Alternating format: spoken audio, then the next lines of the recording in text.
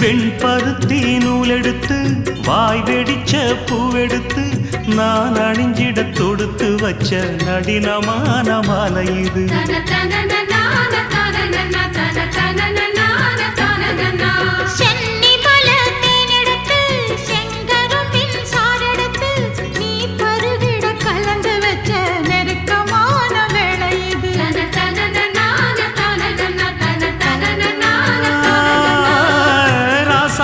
உடம்பிருக்கும் ரவிக்க துணி நானாக அன்னாடம் சூடி கொள்ள ஆசை வச்சாகாதா.